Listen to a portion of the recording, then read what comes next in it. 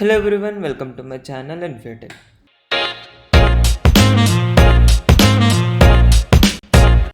In this video, we are going to see how to implement animated crossfade widget in Flutter. So basically, this is a kind of widget that allows us to crossfade between two widgets along with the animation. So let's get started with the implementation. So here I'm having this simple stateful widget animated crossfade example and two other widgets, first widget and second widget.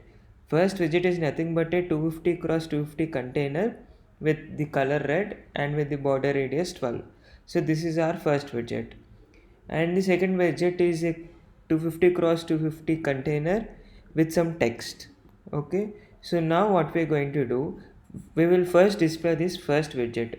So whenever a user swipes on this container, the widget crossfades into second widget.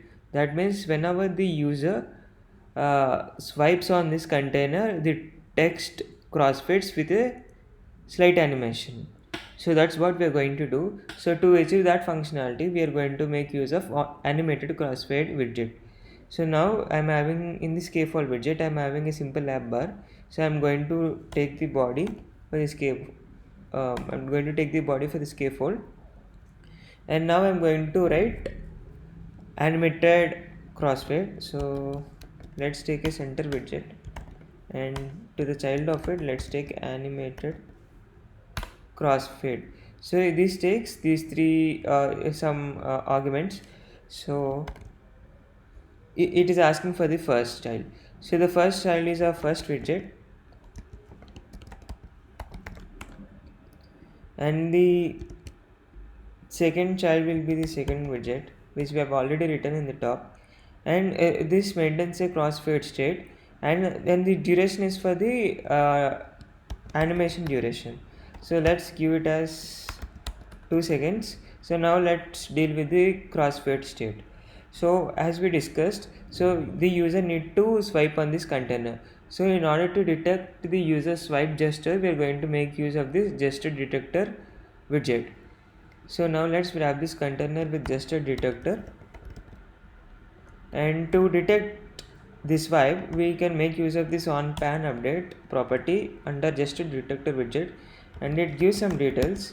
So we don't need these details as of now, but through this method detects the user swipe gesture. Now let's take a state variable, and I'm taking a boolean variable and calling it as reveal card. Basically initially it is false, so whenever the user swipes, we are going to set the state with the we're going to flip the state variable.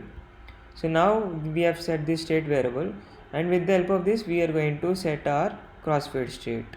So now by making use of the reveal card, so we are going to see if the reveal card variable is true, that means the second widget should render, otherwise the first widget will be there.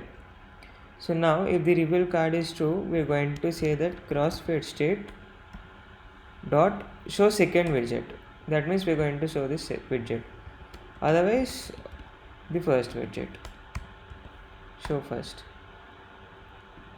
So these are the required properties.